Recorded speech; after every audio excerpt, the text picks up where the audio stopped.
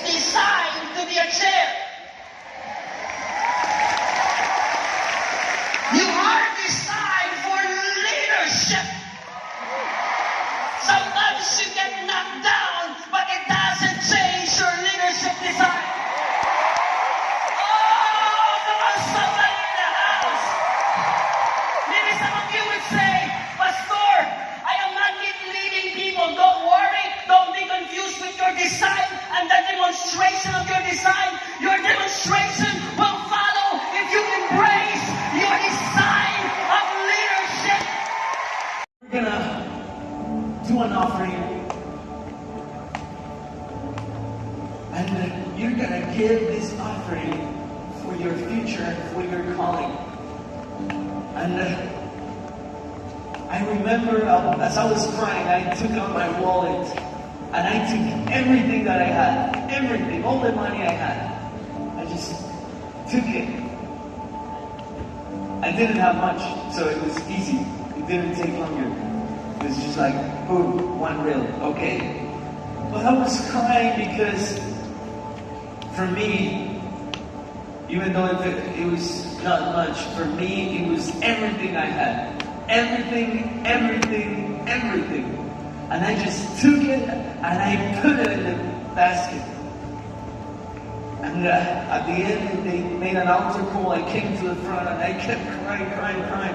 Because I felt the Lord was telling me, it doesn't matter what's going on. It's the same thing He's telling you today. It doesn't matter what's going on right now in your life. It doesn't matter what the enemy is trying to tell you. He's got a plan and He's going to make it happen because it's not by your power, it's not in your strength, it's in God's power and in His strength. Come on. 2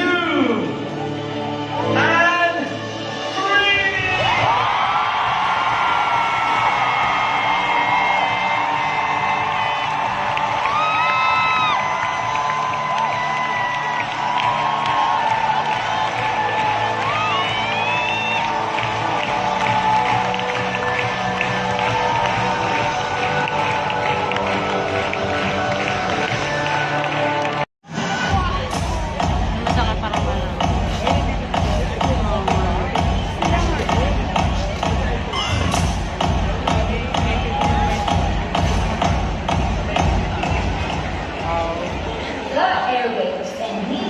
Are for Jesus.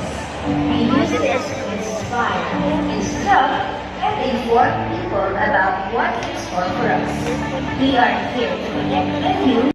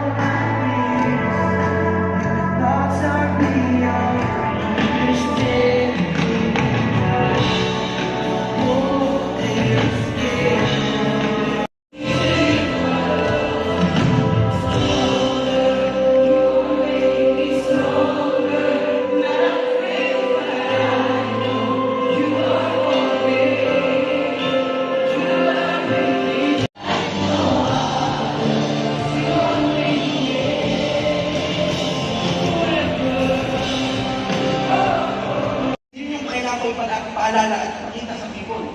Kaya gusto niyo wala tayong malugin kasi aura mo ang lumalabas. Mabaho pa.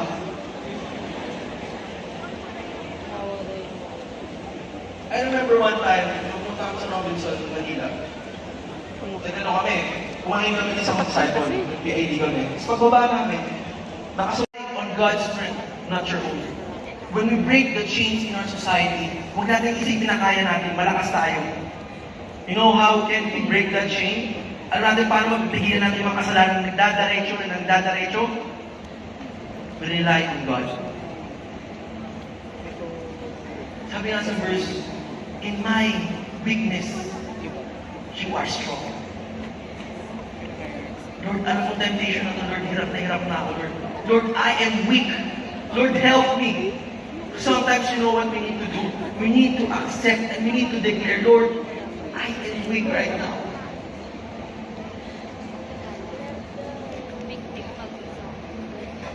Are you ready to declare that? Lord, I am weak right now. I need to rely on you more. In short, Lord, I want to be humble. Because as young people of this generation, let us always be humble. Because right now, we are being empowered. Kaya nga campus leaders revolution to eh. Pumasok ka ba ng leader ka na? Naniniwala ka ba doon? Pumasok ka ba ng leader ka na? Tahimik ko. Amen? Amen. We have to declare, Lord, I am weak, Lord. Because I know, Lord, when I am weak, you are strong. Lord, kahit anong problema ko, Lord, weak ako ngayon, Lord, palakasin mo ako. Lord, nabaon ako sa kasalanan, Lord, mahina ako, Lord, palakasin mo. If we want to change this nation, that's it. We just have to rely our strength to God. Amen. My question is, do you believe on God's strength? Titigil ako! Ititigil ko to! Kung ano mang kalokohan yan, titigil ko na hindi mapapasok. Yung generation na to, hindi mabababoy. Lord, hindi mawawasak. Yung mga kaibigan ko, siguro di kong bisa na mawawasak. You know why, Lord? Andito ako para itigil yun.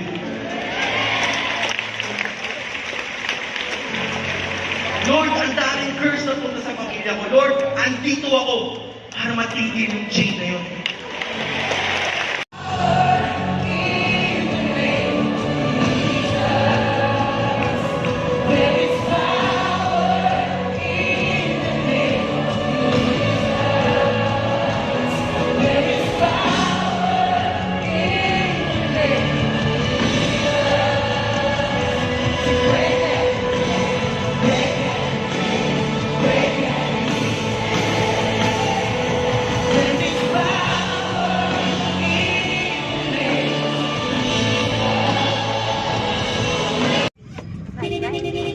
Hindi nakaharap yung mga tao sa'yo. Gumagawa ka pa din talaga ng Kasi guided ka ng Holy Spirit.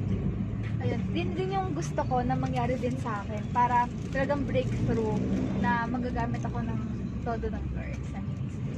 Siyempre, Yes. lumago din sa kanya sa spiritual perspective. Yes. Ayan, Ikaw. Pure in heart din po. Yung sinabi ni Ate Claire, yun din po yung tumatak sa akin. Like yung, ano po, yung scenario na pinakita kanina, na naka-fly po. Di tulad nung, kasi ako, dumadating din ako sa point na kapag ka busy sa school, napapabayaan ko yung pagsisimba. Sasabihin ko, medyo baka di ako makasimba kasi kailangan ko neto dito, pasa neto sa school, mga ganyan-ganyan. Natutunan ko doon, dapat kahit ano yung mangyari, we're still born again, involved pa rin tayo dapat kay God, and then araw-araw, dapat na-i-apply pa rin talaga natin sa sarili natin si God. Amen. Ganda. Ikaw, anong name mo? Lara. Lara. Yung sa akin naman yung break every chain. Ah. Ano ba ko yun?